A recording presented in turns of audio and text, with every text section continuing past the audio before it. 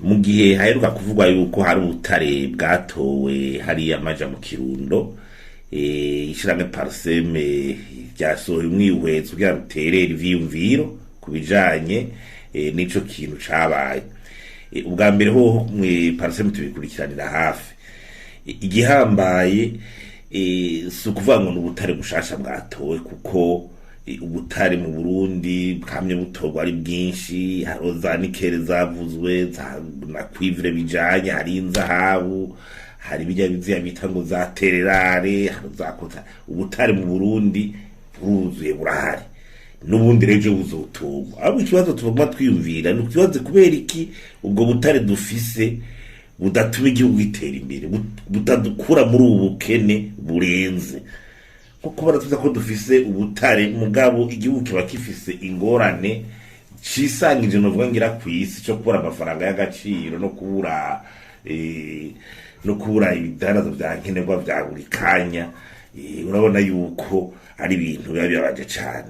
Nibaza rero yuko igihambaye twebwe impanuro twotanga ni zikurikira. Ubwa mbere nuko inzego z'igihugu zoteza gukora akazi kazo mu gihe ziba zifise ibisata zijejwe, nk'ubushikiranganje bw'amasoko ntanganguvu n'ubutare burafise amafaranga imiliyoni 230 kuri muri budget y'umwaka, ni miliyoni 100 mu mwaka uhetse bama buronka mu kugira ico bita étude géologique et minière. Umaze kufusa amafaranga ngakugira ivyigwa bijanye n'ivyo vya geology n'ubutare, hategeza kugira ikivuyemo. Hari ico bita Office Burundi des Mines et des Carrières, irafise mu ntego n'amafaranga ikoresha y'uyu mwaka imiliyoni 200 y'ibikoresho equipment. Ivyo rero nibyo byokoreshwa nyimba n'abandi bahinga barondegwa bakarondegwa nyimba uburyo bwongerezwa, kuko ibi byo butare kuva kuri bagaza hano havuga yuko Burundi bufise ubutare bagira amaetide amakartografe ari ngaho, no kugiye turagira CSRP ya mbere CSRP ya kabiri baguma tugira ubutare hirya no hino za waga bavuga amasite. Igihambaye nuko twebwe nyene, kuko iyo si yacu n'abakoroni ntayo badutwayira ngaha, nuko dukoresha izo nzego n'abahinga bakwiye twebwe nyene tukamutego turabona ivyo bintu vy'ubwo butare. Hanyuma igikurikira nuko uravye ico bita exploitation kubugira kubucukura, tuve muri ya exploitation artisanale, iringo ma coopérative minière gamamine, ibyo ma exploitation artisanale gukore donc exploitation kwa n'abantu batabishoboye, mwembo n'umwuga muto usanga ari biko ubutare ko buhera mu bantu bategetsi, mu bantu bo hejuru, mu bantu batebake bakorana ngo n'abari mu makoperative ngo ivy'ubutare, ugasanga nta na hamwe igihugu kiriko nta na kimwe igihugu kiriko kirahungukira.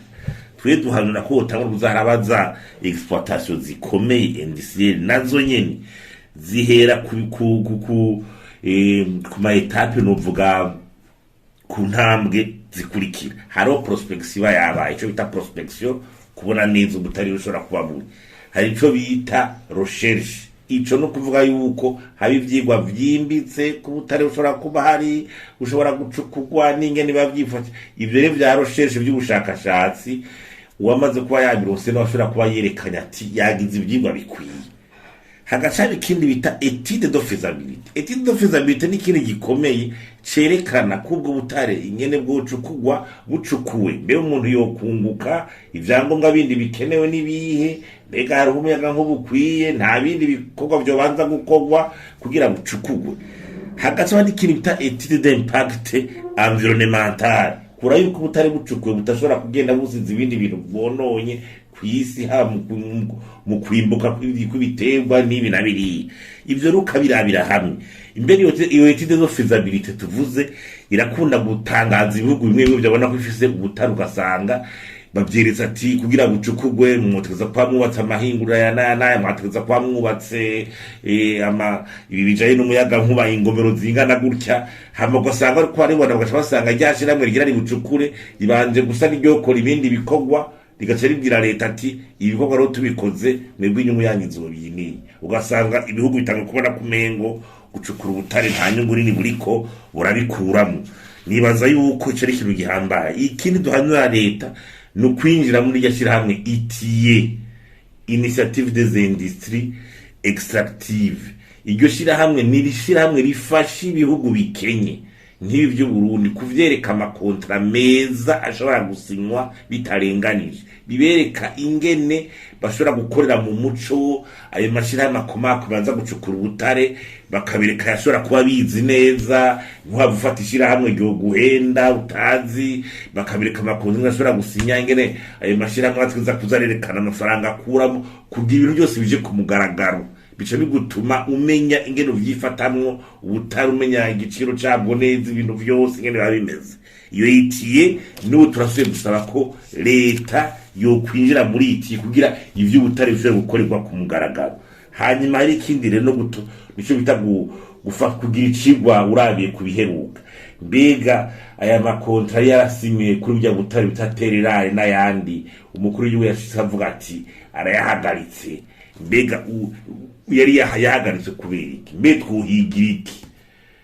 Ibyo busuma bwaragiye mu cyangwa biko nibi byo nubu ibyo byose ubifatiye kubera ushaka kukwereka ingene wogira, na cyane kuraba n'ababa baragize uruhara muri ivyo bintu. Nje ituma tuza gucaba ico bita audit ya makontra, kandi gasohoka ku mugaragaro ingene ashobora kuba yarahombeje igihugu, kuko gushika no munsi bwari ubutare twari twishimiye, mugabo abaraye makontra twari turose ndaca yandushikanyeko. Twusura kugwa rero muri iyo mitego twotozo kora mu muco n'ibyo kwinjira muri ITIE. Hanyuma ikindi no kumenya yuko ivyo ubutare utagize imikwiye ngo witegure uriye ugikenye n'ibindi bintu, uko ubutare benshi basigavuga bati ibijanye na economie des matières premières, uravye ubutare bushoka igiciro bagurirako n'igiciro ibihugu biteye imbere bisura kutugurishako ivyo babuhinguyemwo, urabona ko hari ico twokwita igihengere kinini cyane. Haro ubudasa bunini cyane nka ordinateur amaheri gugwa, uravye ingene ubutare babaguze kugira bayikore babugura igiciro kiri hasi cyane, bobo bakaca bagurisha igiciro gikomeye. Nico gituma bavuga ko ibihugu bitaratera imbere vyogerageza kuza birashora ubutare n'imiburi buri byabanje kugira ico bita kubuhingurira mu ntango ya mbere mu bihugu byabo, bakaza kubushora bamaze gushaka ico bita valeur ajoutée, nayo gucukura bimba baca batwara ubwo nyene byose, usanga umuntu ari karahoma. N'ibihugu byacu biri birakubanza kugira ico bita investissement kugira babanze bamuha kandi gaciro bukiri mu gihugu imbere y'uko babushora. Hanyuma rero n'abantu no kurondera abahinga bavyigi, natwe tukandika abahinga biga za economie minière, traitement minière, kuburyo bashobora gufasha abahinga barundi bavyumva babizi. Udafise abahinga mu bintu urahendwa, ntumenye ico ufata, ntumenye ico ureka. Nibaza yuko muri ibijaye n'intumbero y'imbono igisata cy'ubutare coroshora kurunywa vision naco n'ingana amafaranga kivuyemo ashobora gukurikiranwa kugira ashobore gusahiriza ibiterambere ry'igihugu, kuko n'amafaranga ashobora kuza igihe utayakoreje neza nanye nuko usanga atumye habaye adishissement illicite, usuma n'ibindi, kuko tubona mu bindi bihugu vya Afrika vyuzuranye ubutare gusumba Burundi, mbwatari byo vya mbere bije imbere mu vy'ubutunzi. Naho nyene twokwibaza kugira twimure tuti dukoreshe nk'inama ni gute ubutare bw'igihugu butoza buraja mu minwe y'abantu bugaheza bukazanira akamaro igihugu.